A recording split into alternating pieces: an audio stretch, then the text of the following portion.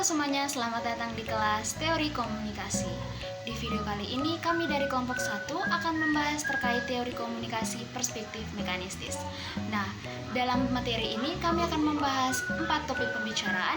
Yang pertama adalah latar belakang, yang kedua adalah perspektif mekanistis tentang komunikasi, yang ketiga adalah proses komunikasi dalam perspektif mekanistis, dan yang terakhir adalah bidang penelitian perspektif mekanistis. Tanpa memperpanjang waktu, yuk kita saksikan bersama. Baik, kita akan masuk dalam latar belakang dalam pembahasan kita pada kali ini. Jadi seiring dengan perkembangan zaman, komunikasi juga akan terus mengalami perkembangan. Zaman ini termasuk dengan zaman revolusi. Untuk komunikasi timbul suatu kemajuan teknologi dalam bidang komunikasi.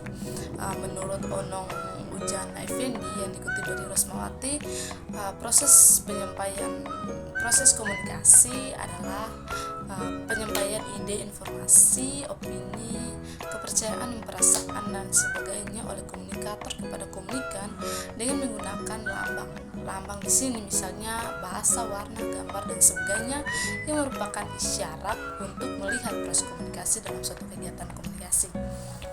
Perspektif mekanistis tentang komunikasi. Perspektif mekanistis pada mulanya melukiskan komunikasi secara sederhana dengan model SMR. S yaitu search, M yaitu message, dan R yaitu receiver. Artinya, komunikasi terdiri dari 3 unsur, yaitu sumber, pesan, dan penerima. Unsur ini telah dimulai sejak Aristoteles. Dalam ilmu tentang retorikanya, Aristoteles merumuskan 3 unsur, yaitu pembicara, pembicaraan, dan juga pendengar. Perspektif mekanistis ini juga bisa kita lihat dalam karya Shannon and Weaver yang merumuskan 5 unsur komunikasi, yaitu search, encoder, signal, decoder, dan juga destination. Teori perspektif mekanistis adalah salah satu perspektif dalam kajian komunikasi dan juga merupakan kajian yang paling tua. Menurut perspektif ini, komunikasi dikonsepkan sebagai proses yang mekanistis antara manusia, yang artinya proses komunikasi berjalan berdasarkan atau mengikuti mekanisme yang baku, atau secara sederhananya, proses komunikasi adalah proses penyampaian simbol ataupun lambang yang di sini disebut dengan pesan dari sumber atau komunikator kepada penerima ataupun komunikan. Oleh karena itu, proses komunikasi yang dilakukan seringkali terjadi hambatan ataupun masalah, dan penyebabnya adalah bersifat situasional yang artinya tergantung situasi atau kondisi saat komunikasi tersebut berlangsung, tergantung dengan model apa yang diterapkan dalam proses komunikasi tersebut. Proses komunikasi tersebut dapat dikategorikan sebagai interpersonal apabila sender melakukan komunikasi kepada diri sendiri, dan dapat dikatakan sebagai komunikasi kelompok apabila sender melakukan komunikasi dengan banyak orang atau banyak receiver. Proses komunikasi dalam perspektif mekanistis adalah suatu proses komunikasi yang berlangsung dan berjalan terus-menerus seperti roda yang terus berputar. Proses komunikasi dalam perspektif mekanistis dapat diklasifikasikan menjadi 4, yaitu proses komunikasi secara primer.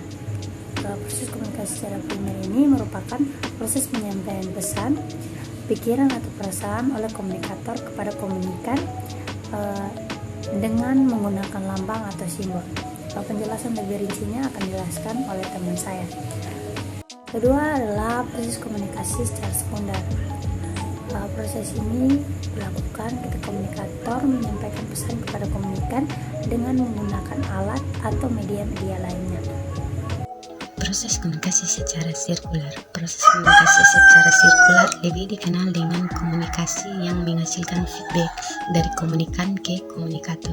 Konsep feedback ini sangatlah amat penting karena dengan adanya feedback, komunikator dapat mengetahui apakah komunikasinya itu berjalan dengan baik atau tidak. Proses komunikasi secara primer. Komunikasi yang dilakukan secara primer merupakan proses penyampaian suatu pesan, pikiran atau perasaan oleh komunikator kepada orang lain yang bertindak sebagai komunikan dengan menggunakan lambang atau simbol sebagai media. Media yang digunakan bergantung pada situasi yang sedang dihadapi pada saat proses komunikasi tersebut berlangsung. Kadang bisa menggunakan bahasa tubuh, gestur atau bahasa tubuh isyarat gambar, warna dan sebagainya. Jenis lambang sebagai media komunikasi dapat non-verbal lambang verbal yang paling sering digunakan dalam penyampaian pesan karena lebih mudah dimengerti dengan cepat.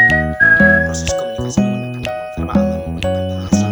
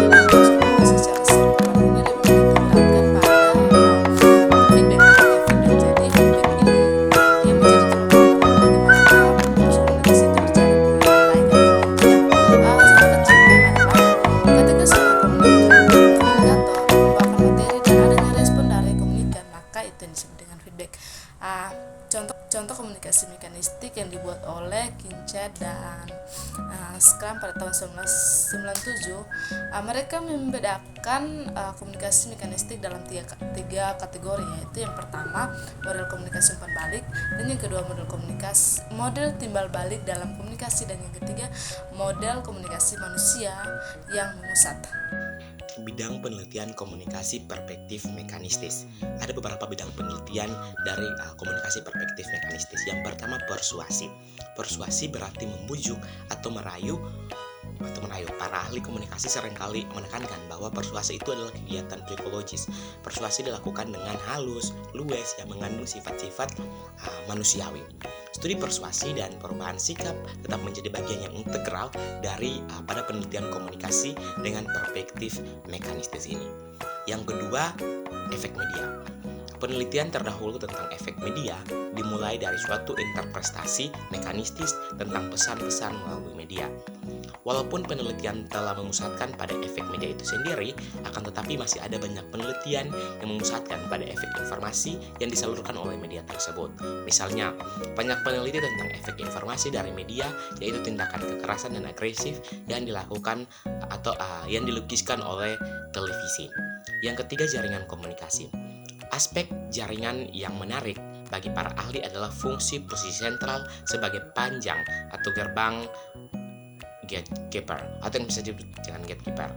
Yang keempat, difusi. Dalam dunia komunikasi, paradigma difusi, arus informasi yang mekanistis dari sumber media tertuju kepada populasi yang lebih besar melalui pemuka pendapat yang berfungsi sebagai penjaga gerbang terhadap informasi atau pesan-pesan dari media massa tersebut. Kesimpulannya adalah di mana perspektif mekanistis merupakan komunikasi yang dikonseptualisasi sebagai proses yang mekanistis antara manusia. Nah, dalam arti proses komunikasi berjalan berdasarkan atau mengikuti mekanisme yang baku, yakni secara sederhana proses komunikasi adalah proses penyampaian atau pengoperan lambang atau simbol yang disebut dengan pesan dari sumber atau komunikator kepada penerima atau komunikan. Nah, proses komunikasi dalam perspektif mekanistis itu sangat sulit atau kompleks karena bersifat situasional, yang artinya tergantung pada situasi atau kondisi saat komunikasi berlangsung. Nah, tergantung pada model apa yang diterapkan dalam proses komunikasi. Apakah proses komunikasi itu berlangsung secara primer, sekunder, linear, dan sirkular. Nah, kita menggunakan proses komunikasi tersebut bergantung pada situasi yang sedang kita hadapi. Sekian presentasi dari kami. Terima kasih.